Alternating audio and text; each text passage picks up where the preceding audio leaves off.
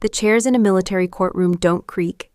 They're built from steel and silence designed to hold the weight of consequence without commentary.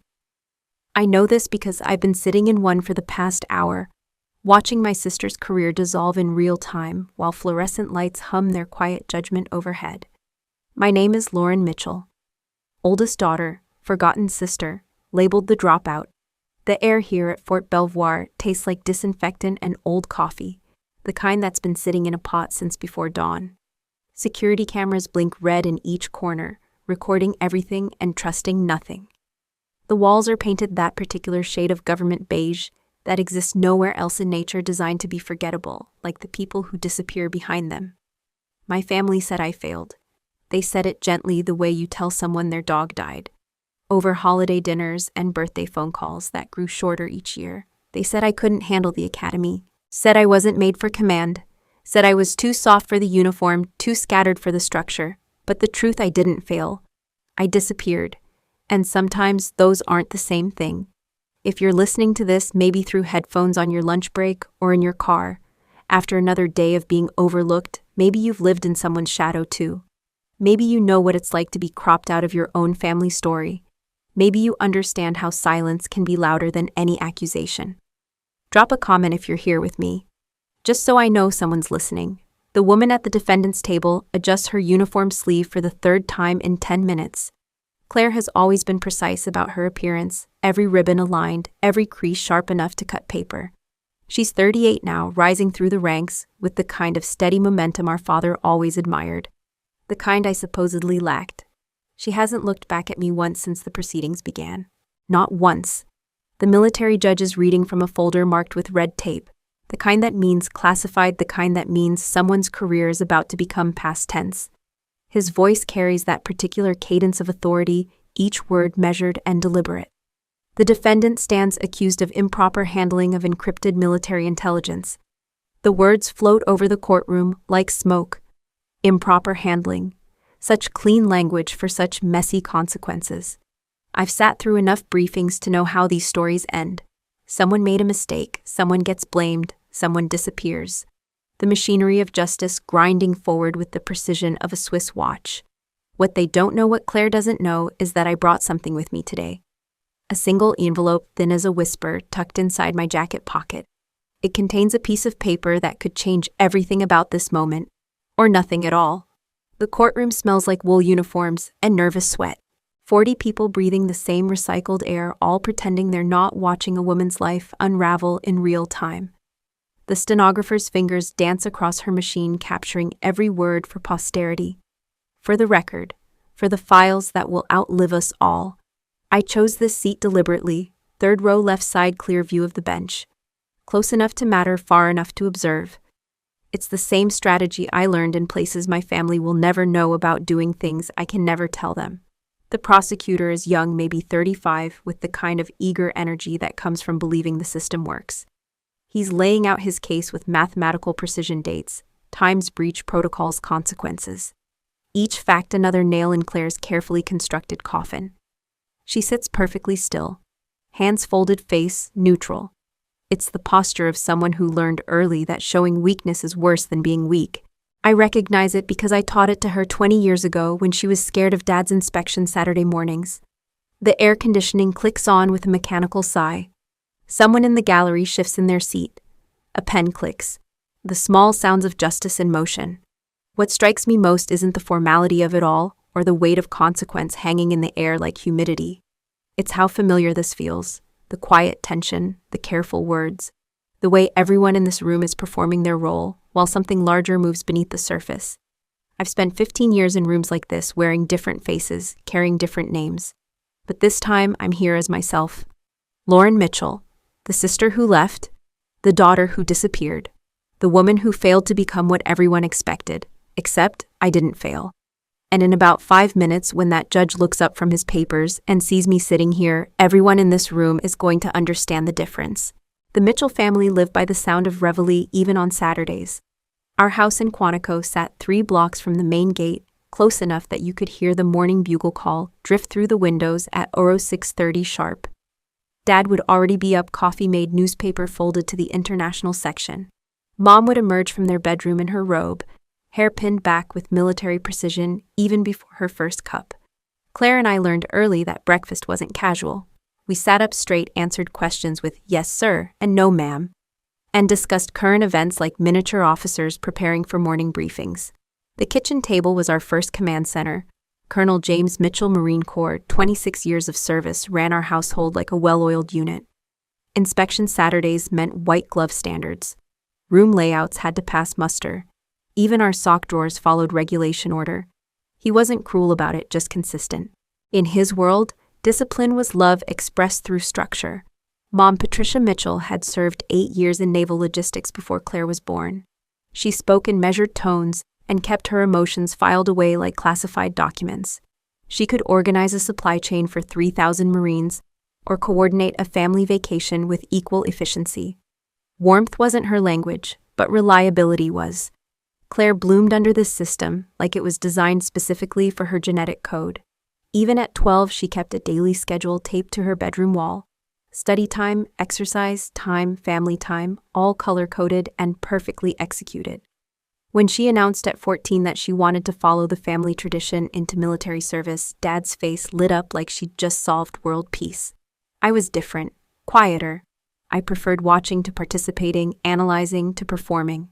While Claire commanded attention at dinner with stories from student government and debate team victories, I absorbed everything from the periphery, the way Dad's jaw tightened when discussing military budget cuts, how Mom's fingers drummed against her coffee cup when the news mentioned casualty reports, the subtle language of a family that understood war without ever discussing its cost. "Lauren thinks too much," Dad would say, not unkindly. Analysis paralysis. Sometimes you just have to move forward and adjust course later. But I saw patterns they missed. I noticed things that didn't fit the narrative, like how Mom kept letters from her old unit commander in a shoebox she thought no one knew about, or how Dad's service medals were arranged in a specific order that didn't match their official precedents. Small details that suggested stories beneath the surface. When I received my appointment to the Naval Academy, the family celebration felt choreographed. Dad made toasts about continuing the family legacy. Mom took photos for the wall of honor in our hallway. Claire beamed like my success reflected her own future trajectory. But 2 years and something shifted. The official story was simple: I left. Voluntary withdrawal, academic year 2003. Burnout, they called it when people asked. The pressure was too much. I wasn't cut out for military life after all. Just another bright kid who discovered she wasn't as tough as she thought. The real story was a conversation in a windowless office with a man whose business card listed only a phone number. "Your pattern recognition scores are exceptional," he'd said, sliding a thin folder across the desk. "Your psychological profile indicates someone who functions best in unstructured environments, and your family background gives you natural cover for certain types of work." The folder contained assignments that didn't officially exist. Signals intelligence in places that weren't on any map, analysis work for operations that would never appear in any after-action report, a career path that meant walking away from everything visible and stepping into something essential but invisible. "If you say yes," he'd continued, "you disappear, no graduation ceremony, no press releases. Your family will assume you failed. That assumption becomes your greatest asset." I thought about Claire already planning her own academy application, about Dad's expectations and Mom's quiet pride, about the family legacy I was supposed to carry forward in public view. Then I thought about the patterns I'd been seeing in global intelligence reports, the gaps in official narratives, the questions no one was asking because they were too busy looking at the obvious answers. When do I start? The transition was brutal in ways I hadn't anticipated. Not the work that came naturally, but watching my family's gradual acceptance of my failure. The way conversation stopped when I entered rooms. How my empty chair at holiday dinners slowly stopped being set. Claire filled the space I'd vacated with characteristic efficiency. Her academy application was flawless. Her interviews were stellar. When her acceptance letter arrived, the celebration was twice as elaborate as mine had been, as if the family was making up for the disappointment I'd caused. I attended her graduation via satellite feed from a secure facility in Norfolk.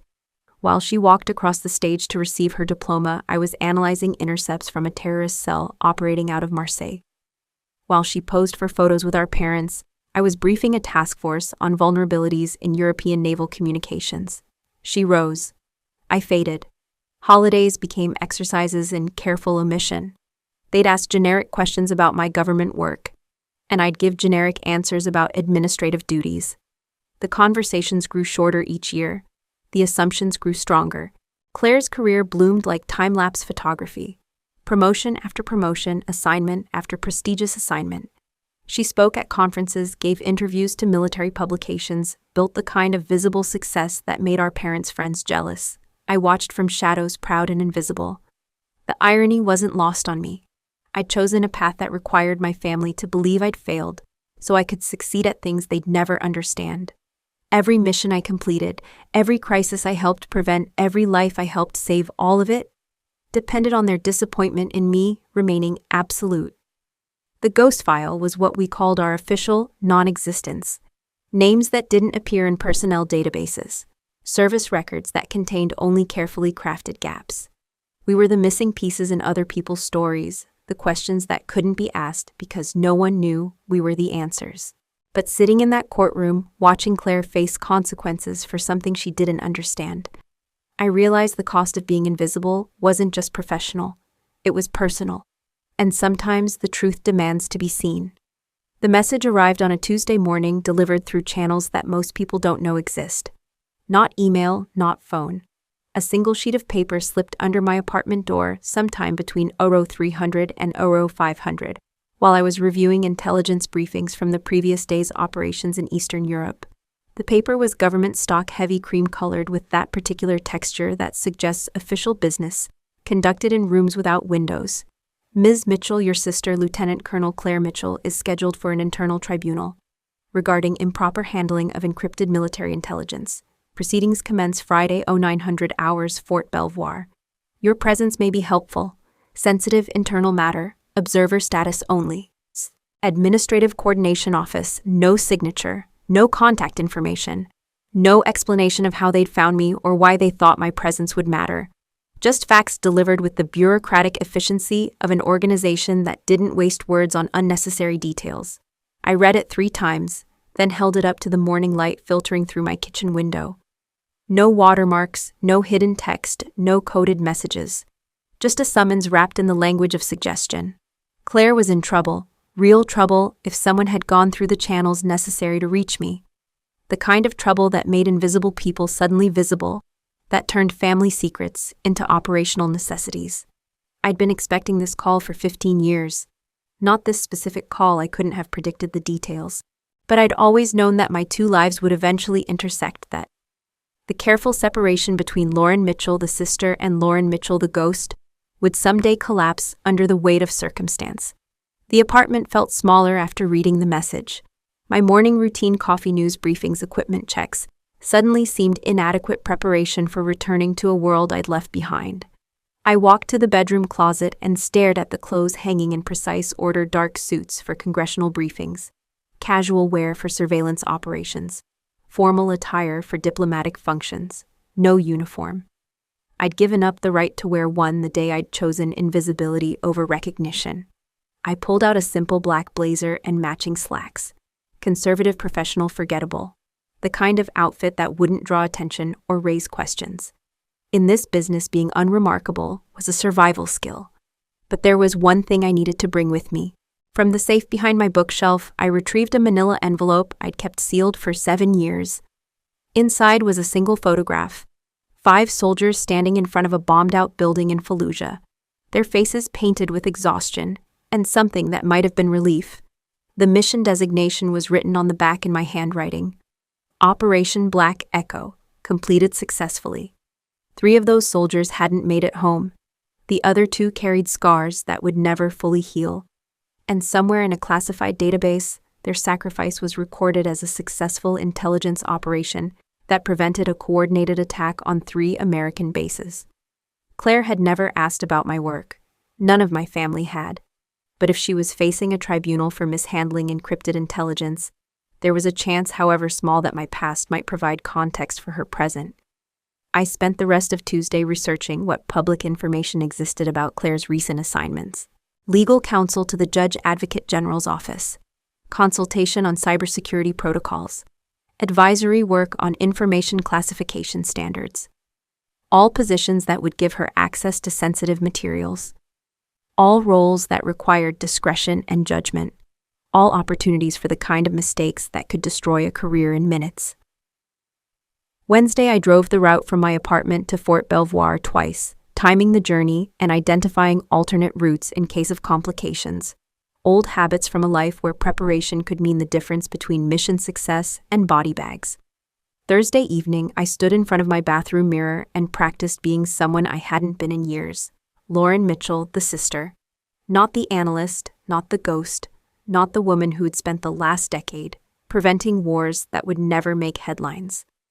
Just the oldest daughter of Colonel James Mitchell and Patricia Mitchell, the woman who'd supposedly failed where her sister had succeeded. The family disappointment who'd carved out a quiet life doing administrative work for the government. The reflection staring back at me looked older than I remembered. Lines around the eyes from squinting at satellite images. Gray threads in dark hair from stress that couldn't be documented in any personnel file.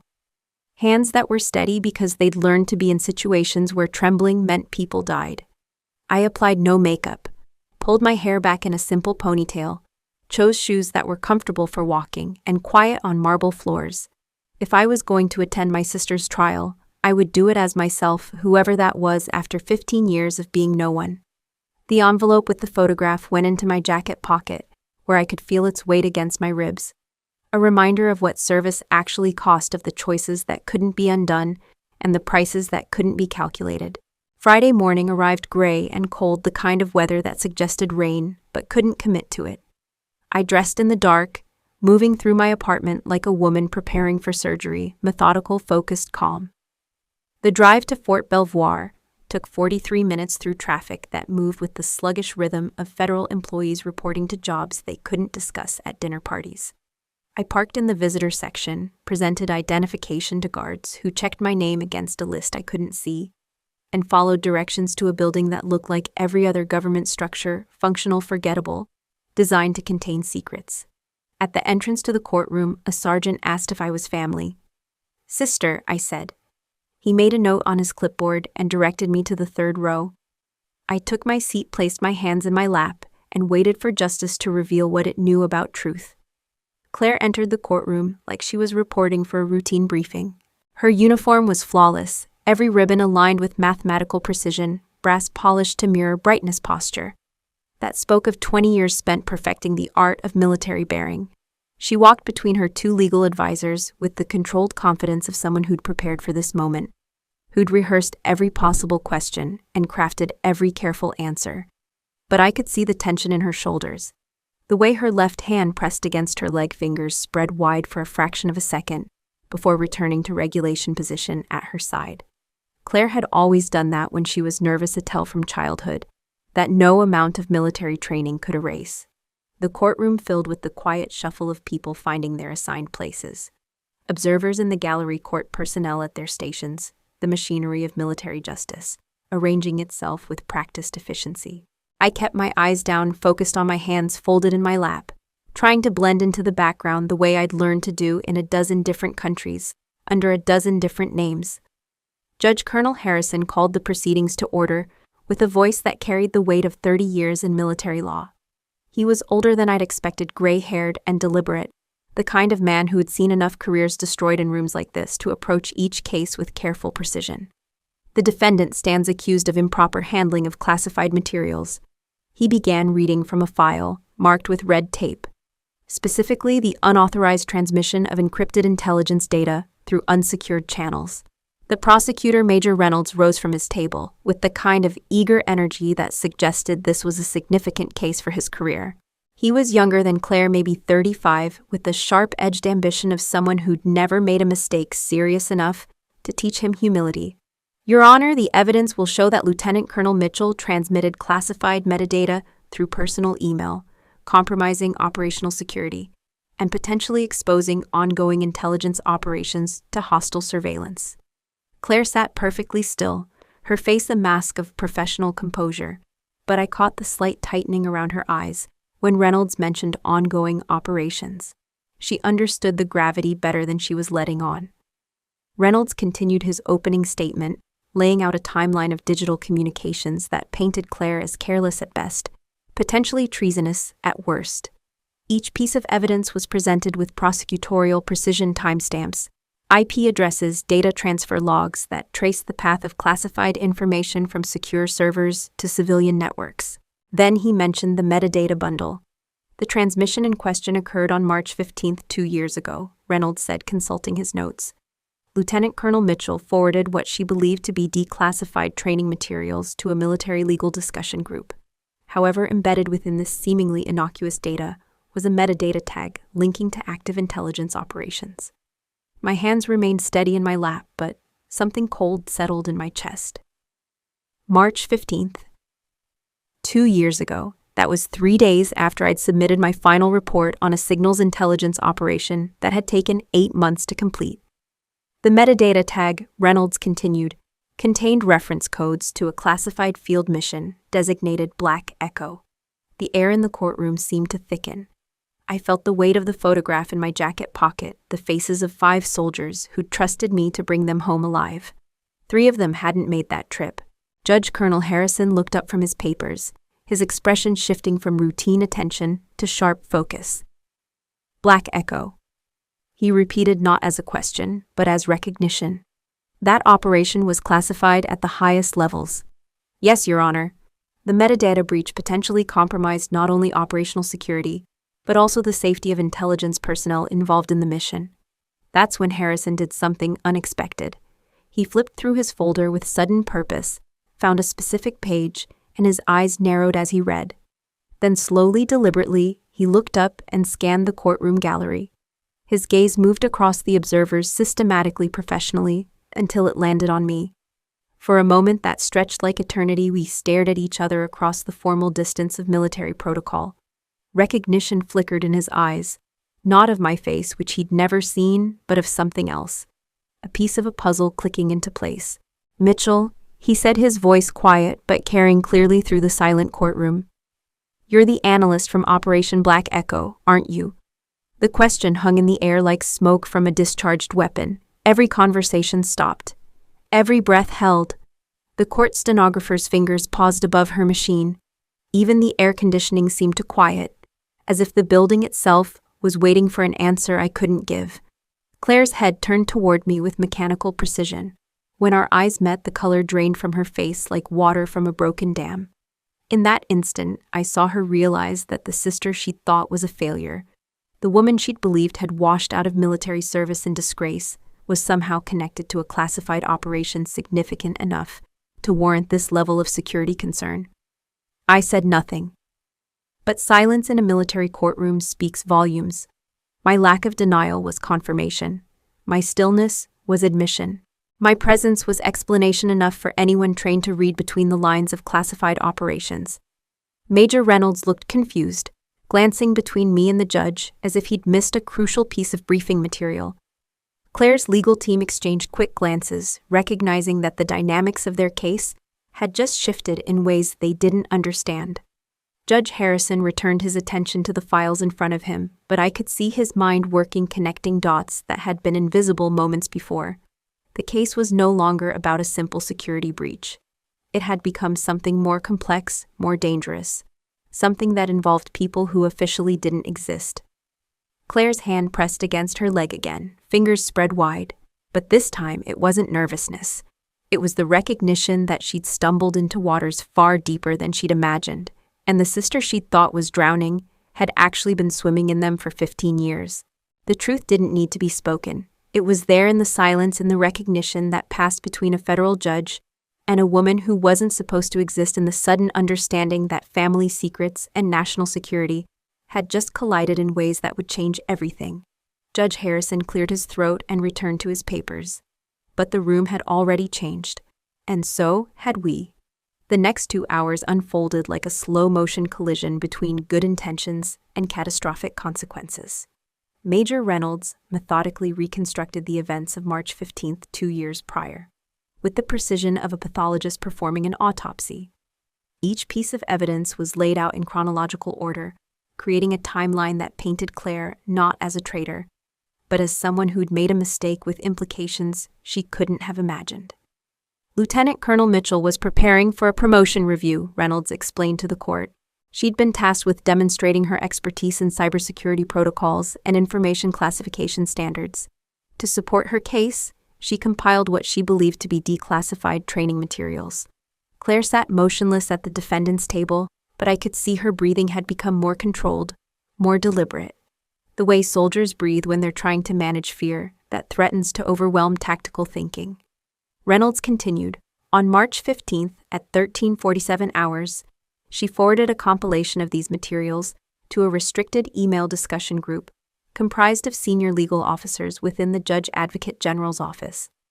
The transmission was intended to demonstrate her analytical capabilities and attention to detail. The prosecutor paused, letting the weight of good intentions settle over the courtroom before delivering the devastating turn. What Lieutenant Colonel Mitchell didn't know was that one of the documents she'd accessed contained an embedded retrieval script, a deprecated piece of code that had been dormant in the archival system for over 5 years. Judge Harrison leaned forward slightly. Explain the nature of this script. Reynolds consulted his notes. The script was designed as an automatic backup protocol during active operations. When triggered, it accessed and attached classified operational files to whatever communication had activated it. The original purpose was to ensure critical intelligence wasn't lost if primary systems were compromised. My throat felt dry. I remembered that backup protocol. I'd written part of it myself during the early phases of Black Echo when we were operating in areas where communication blackouts could last for days. It was supposed to be a safeguard, a way to ensure mission-critical intelligence reached command even if we didn't. The script, Reynolds continued, retrieved and attached a classified operational summary from Operation Black Echo, including personnel identifiers, strategic objectives, and method classifications that remain active in ongoing intelligence operations. The silence in the courtroom was absolute. Claire's face had gone pale, but her posture remained rigid. She was beginning to understand the magnitude of what she'd accidentally set in motion. Judge Harrison's voice was measured, but carried an edge of barely controlled concern. What was the scope of this breach? The attached file contained enough information to potentially identify intelligence personnel who participated in Black Echo compromise ongoing operations that utilize similar methodologies and expose strategic vulnerabilities in current Middle Eastern operations. My hands remained folded in my lap, but something cold was spreading through my chest. The personnel who'd served in Black Echo weren't just names in a file. They were people with families, with ongoing assignments, with lives that depended on their identities remaining classified, including mine. Claire's lead defense attorney, Colonel Martinez, rose for cross-examination. Her voice was steady, but carried the weight of someone trying to save a career from forces beyond anyone's control. Your Honor, Lieutenant Colonel Mitchell had no knowledge of any embedded scripts. She accessed materials through standard archival channels using her authorized security clearance. The documents appeared in her search results as declassified training materials. That's correct, Reynolds acknowledged. The breach was not intentional. However, intent doesn't mitigate the consequences. Colonel Martinez pressed forward. If the archival system was improperly cataloging classified materials as declassified, isn't the true failure one of institutional security protocols, rather than individual negligence? Judge Harrison considered this for a long moment. When he spoke, his voice carried the authority of someone who'd spent decades navigating the intersection of law and national security. Colonel Martinez raises a valid point about systemic failures. However, officers at Lieutenant Colonel Mitchell's level are expected to exercise judgment that goes beyond automated security classifications. The responsibility to verify the sensitivity of intelligence materials rests with the individual accessing them. Claire stood when called to testify in her own defense. Her voice was clear, professional, but I could hear the tremor underneath the sound of someone who'd realized that good intentions could have terrible consequences. Your Honor, I believed I was accessing declassified simulation data. I ran multiple security checks before compiling the materials. At no point did the system indicate that any of the documents contained active intelligence or embedded retrieval protocols. Judge Harrison studied her carefully. Were you aware of Operation Black Echo prior to this incident? No, sir, I had no knowledge of that operation or any personnel associated with it. Her eyes didn't find mine when she said it, but I felt the weight of her words anyway. For 2 years, she'd unknowingly carried the responsibility for a security breach that could have destroyed lives she didn't even know existed, including the life of her own sister. Judge Harrison's final ruling was delivered with the clinical precision of military justice. This tribunal finds that Lieutenant Colonel Mitchell's actions, while not constituting espionage or intentional security violations, represent a serious failure of judgment and adherence to security protocols.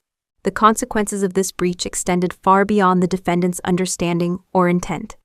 Claire remained standing, awaiting judgment. The court imposes the following sanctions: formal reprimand to be entered in the defendant's permanent record, suspension of promotion eligibility for 5 years, and downgrade of security clearance from top secret to secret level. The gavel came down with finality that echoed through the silent courtroom. I watched my sister receive the consequences of a mistake she'd made while trying to advance her career, a mistake that had accidentally exposed the secret I'd spent 15 years protecting. She'd destroyed her own future while nearly destroying mine, and she'd done it all without knowing either of us existed in each other's professional worlds. The irony was bitter and complete, but as I sat there watching Claire maintain her composure while her career crumbled around her, I felt something unexpected. Not anger, not triumph, not just the quiet recognition that sometimes the truth demands a price from everyone, regardless of their intentions. The post-hearing reception was held in a sterile conference room adjacent to the courtroom, the kind of space designed for uncomfortable conversations that needed to happen but shouldn't be overheard. Folding tables lined with coffee urns and store-bought cookies, fluorescent lighting that made everyone look tired, the subdued murmur of voices discussing anything except what had just transpired. Military families had perfected the art of polite avoidance, especially when the alternative was acknowledging uncomfortable truths.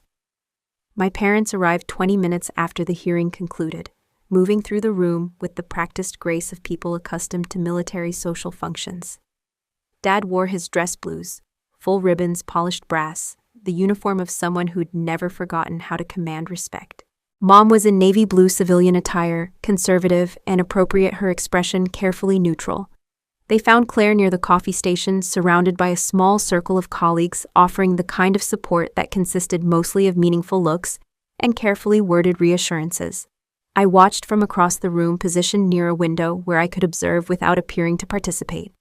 These things happen, I heard Dad say, his voice carrying the authority of someone who'd navigated military bureaucracy for 3 decades. You'll learn from this, grow stronger. Sometimes a setback teaches you lessons that success never could. Mom nodded in agreement, her hand briefly touching Claire's shoulder in a gesture that conveyed both comfort and expectation of resilience. The important thing is how you respond. You've always been resourceful. Claire accepted their support with the composure she'd maintained throughout the hearing, but I could see the exhaustion beneath her professional facade, the weight of consequence settling into her shoulders like a heavy pack that would take years to remove. Not once did either parent glance in my direction. Not once did they ask why I'd been present, or how the judge had known to recognize me, or what connection I might have to the operation that had just destroyed their younger daughter's career trajectory. I stood by the window for 37 minutes, listening to conversations that danced around the obvious questions. Colleagues discussing the complexity of modern security protocols, family friends offering reassurance about career recovery, legal advisors explaining appeal procedures that everyone knew wouldn't change the fundamental outcome. But no one asked about the woman in the third row, whose mere presence had shifted the entire dynamic of the hearing. As the reception began to wind down, people filtering out with the relieved efficiency of those escaping an obligation, I made my decision. I approached the table where my parents and Claire had been standing now, abandoned except for empty coffee cups and crumpled napkins. From my jacket pocket, I retrieved the photograph I'd carried with me, 5 soldiers in desert camouflage, standing in front of the bombed remains of a building in Fallujah. The faces stared back at me with the mixture of exhaustion and determination that defined successful missions completed under impossible circumstances. Staff Sergeant Marcus Williams' left side, who'd lost his leg to an IED 3 weeks after this photo was taken. Corporal Jennifer Hayes Center, who'd died covering our extraction when the mission went sideways. Specialist David Rodriguez, right side, who'd made it home but never made it past the nightmares. And me, second from left, looking younger than I remembered, but wearing the same expression I'd carried for 15 years. The face of someone who'd learned to carry secrets that couldn't be shared. I placed the photograph face down on the table. On the back in my own handwriting were the mission details. Operation Black Echo. Personnel 5 deployed to KIA 1, WIA 2, RTD. Mission status success. Classification TS-SCI below. That I wrote a new message with a pen borrowed from the registration table. They didn't make it, but I did. You never asked why I stayed away. I left the photo on the table and walked toward the exit. Behind me, I heard Claire's voice quieter than it had been all day. Mom, Dad, wait. I didn't turn around, didn't stop walking, but I heard the rustle of paper as someone picked up the photograph. The sharp intake of breath that came with recognition. The silence that followed understanding. In the hallway outside the conference room, I passed a small group of junior officers discussing the day's proceedings in hushed tones. One of them, a lieutenant who couldn't have been older than 25, was speaking with the kind of earnest concern that comes from witnessing career destruction for the first time. I just don't understand how someone could be so careless with classified materials, he was saying. Don't they teach operational security anymore? His companion, older and more experienced, shook his head. It's not about carelessness. Sometimes the system fails people before they fail the system. I walked past them toward the exit, carrying 15 years of questions my family had never asked and answers they'd never wanted to hear. The late afternoon sun was breaking through clouds as I reached my car, casting long shadows across the parking lot. Behind me, the building held conversations I would never be part of, explanations I would never hear, and reconciliations that might never come. But for the first time in 15 years, the truth was no longer mine alone to carry. Whether they chose to pick it up was no longer my responsibility. Claire found me in the parking lot of a 24-hour diner 12 miles from Fort Belvoir, 3 days after the hearing. I'd chosen the location deliberately neutral ground, public enough to prevent dramatics, isolated enough for honesty. The kind of place where conversations could happen without witnesses or consequences, where two people could sit across from each other and finally say things that had been fermenting in silence for 15 years. She slid into the booth across from me, without invitation, still wearing her uniform but with the ribbons removed. The absence of them left small indentations in the fabric, like scars marking where achievements used to live. You didn't have to come, she said, her voice carrying the exhaustion of someone who had spent 3 days processing the collapse of everything she'd built. I looked at her across the laminated table. This woman who shared my DNA and my last name, but had never really known me. No, I replied, stirring sugar into coffee that had been sitting too long. I didn't. But I had to see if you'd ever realize who you erased to feel visible. The words hung between us like smoke. Claire's hands were flat on the table, fingers spread wide in that nervous gesture she'd never outgrown.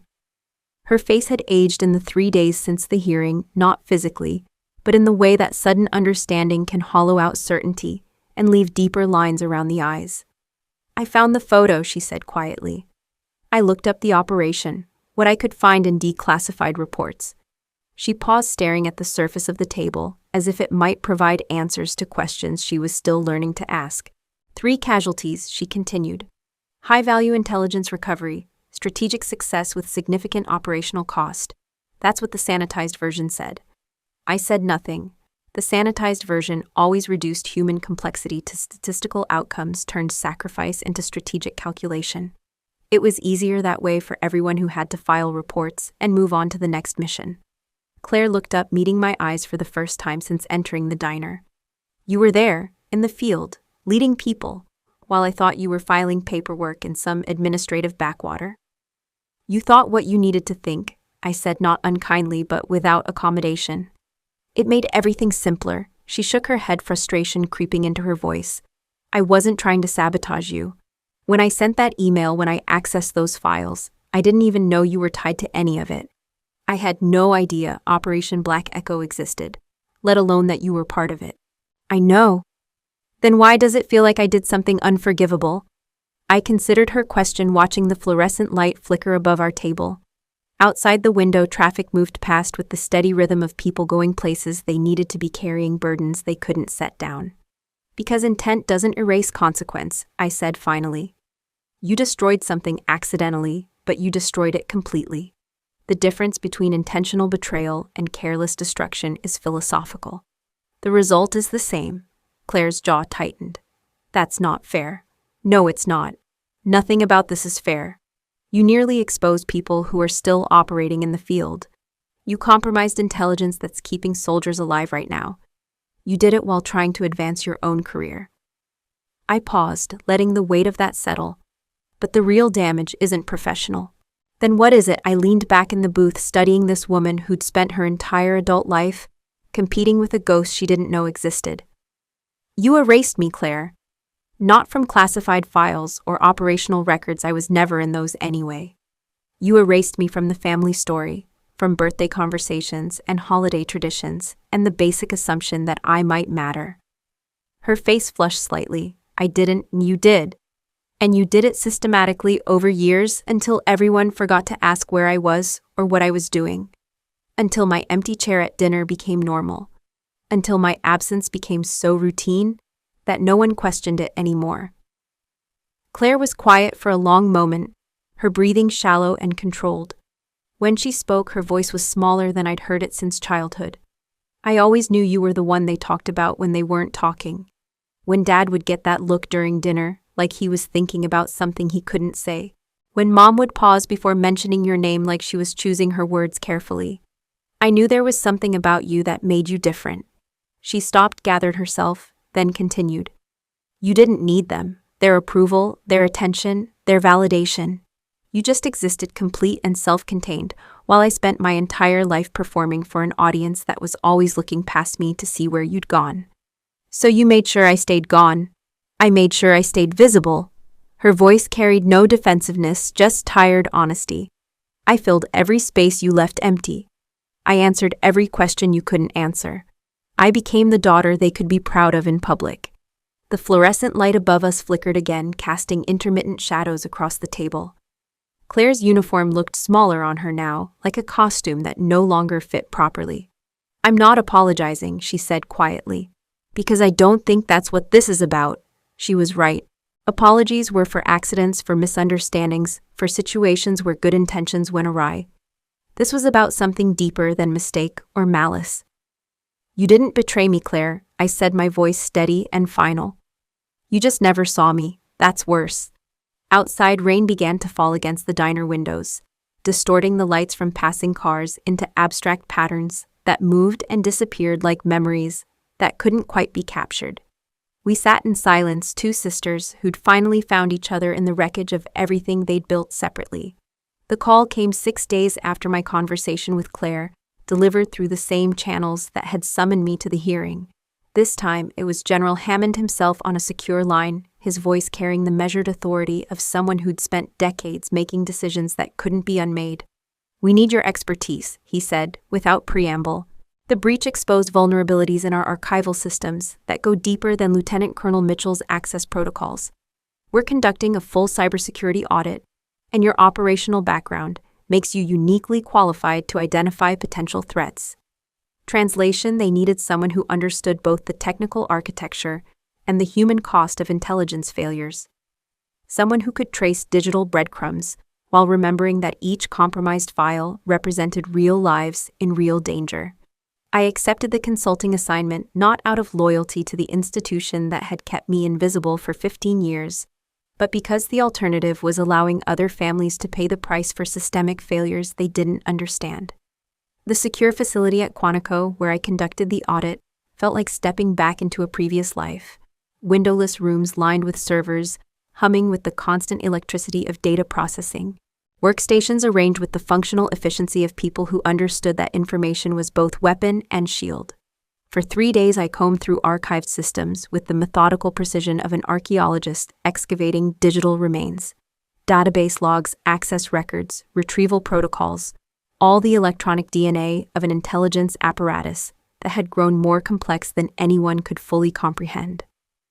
The embedded script that had triggered Claire's breach was buried deep in the legacy architecture tucked into a subsystem that had been deprecated years ago but never fully decommissioned. It was elegant in its simplicity.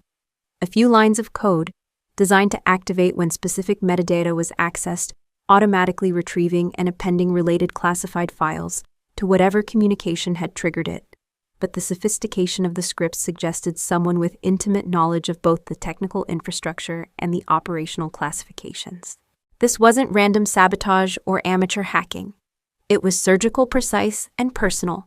I traced the code's origin through layers of system updates and security patches, following digital fingerprints that led back to a contractor access log from 2018. The name in the file made my coffee taste bitter. Derek Glade. Derek had been a systems integration specialist during the post-Iraq infrastructure overhaul, brought in to modernize intelligence archival protocols. But I remembered him for different reasons. During joint operations in Mosul, he'd been the strategist who'd advocated for aggressive sweep tactics through civilian zones, arguing that acceptable casualties were a necessary cost of tactical efficiency. I'd blocked his recommendations, insisting on phased containment strategies that prioritized civilian safety over operational speed. My approach had worked. We'd achieved our objectives with minimal collateral damage.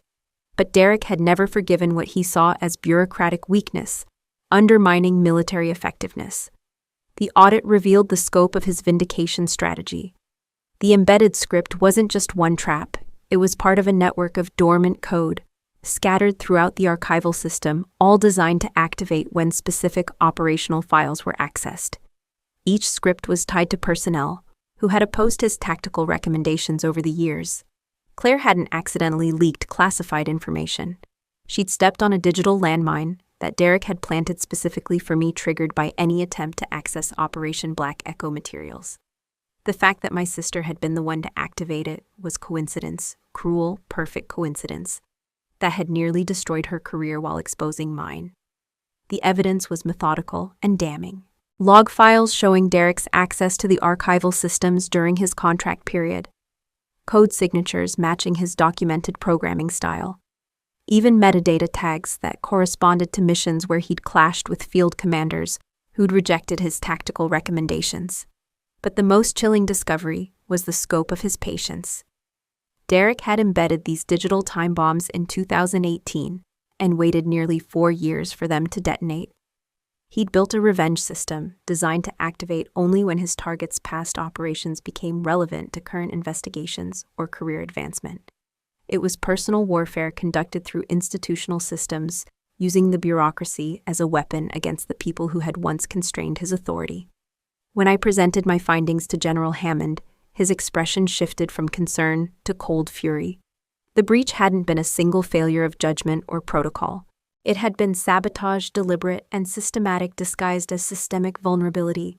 How many other scripts are embedded in the system, he asked. 17 that I've identified so far. Potentially more in subsystems I haven't accessed yet. Hammond was quiet for a long moment, staring at the evidence spread across the briefing table. And Lieutenant Colonel Mitchell.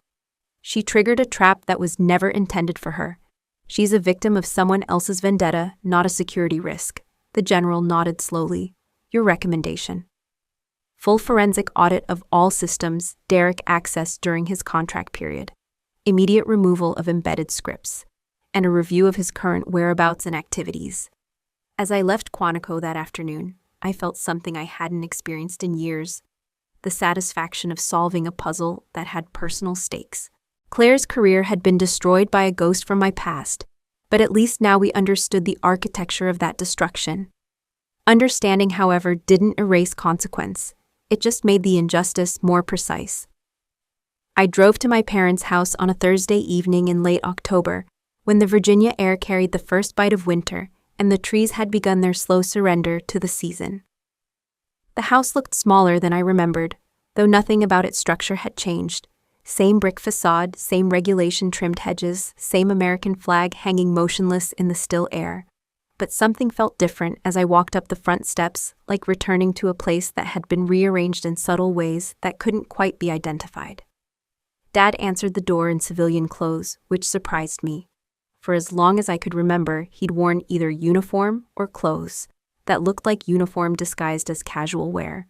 But tonight he was in a simple button-down shirt and khakis, looking more like a retired teacher than a career Marine.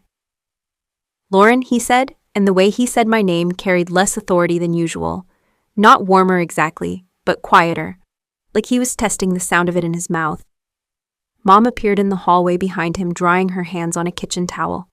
Her expression was more observant than cold, studying my face, as if trying to read information that hadn't been available before. The kind of careful attention she'd once reserved for logistics problems that required systematic analysis.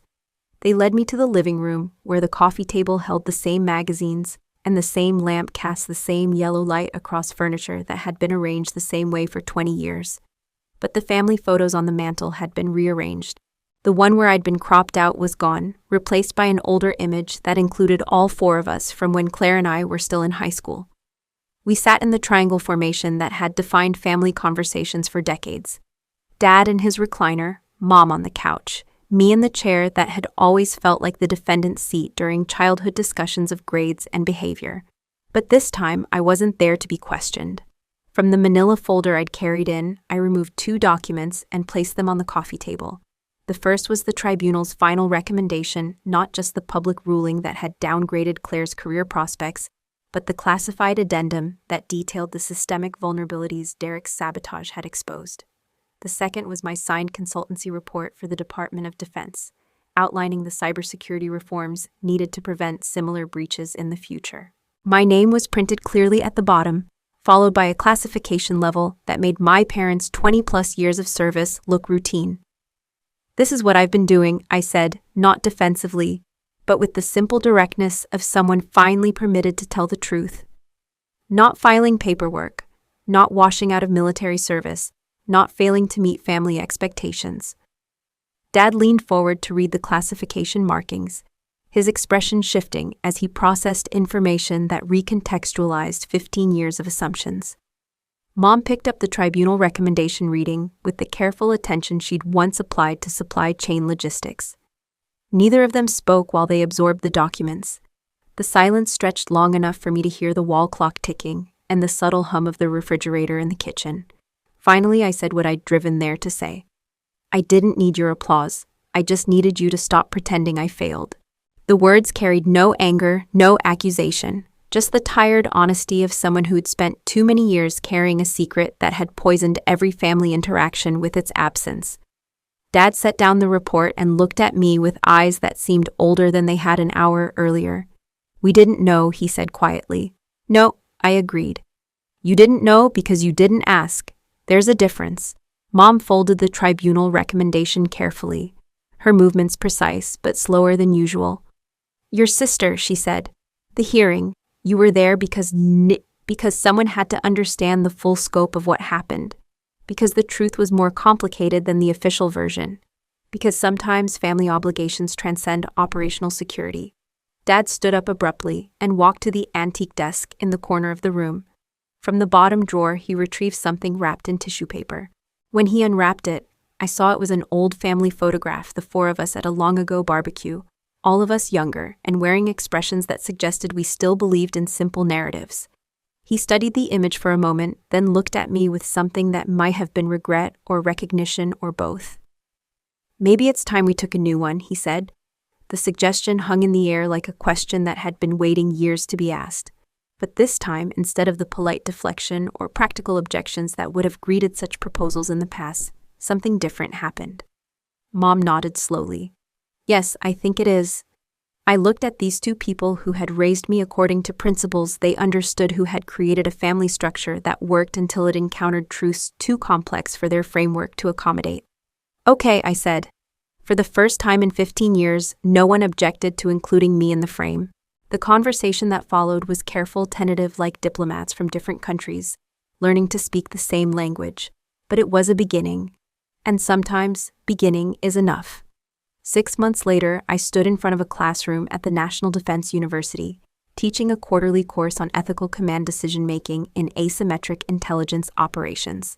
The curriculum was my own design case studies, drawn from 15 years of missions that couldn't be discussed in detail, but whose moral complexities could be examined in theoretical frameworks.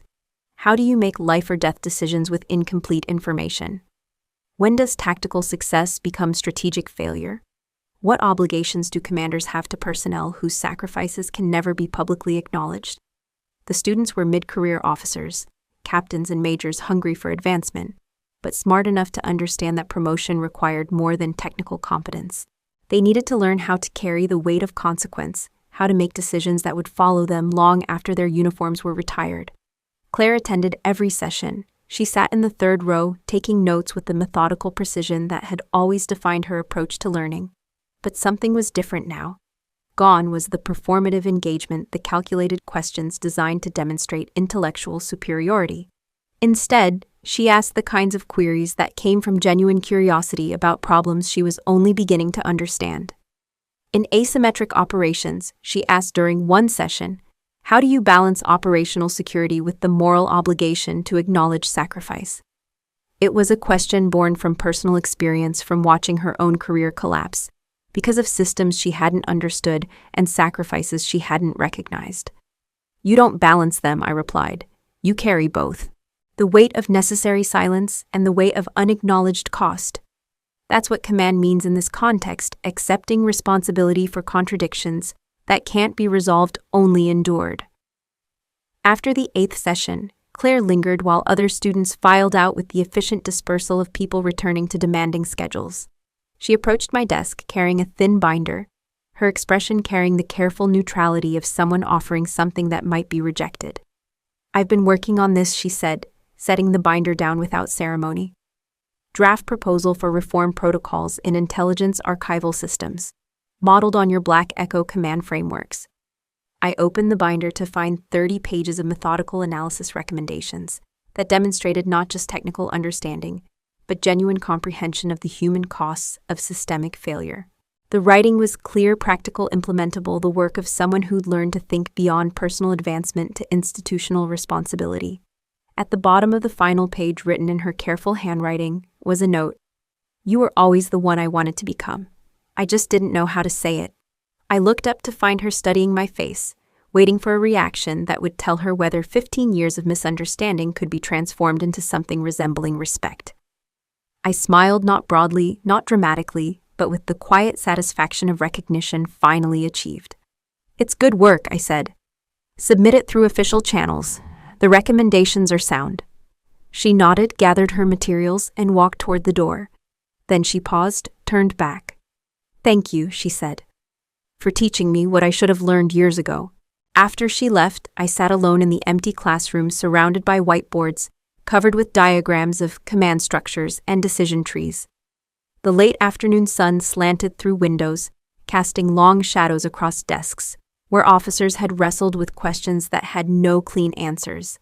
Sometimes ghosts aren't the ones who died. They're the ones we erased because they made us feel too small. But even ghosts can come back not to haunt but to teach. Not to demand recognition, but to offer understanding.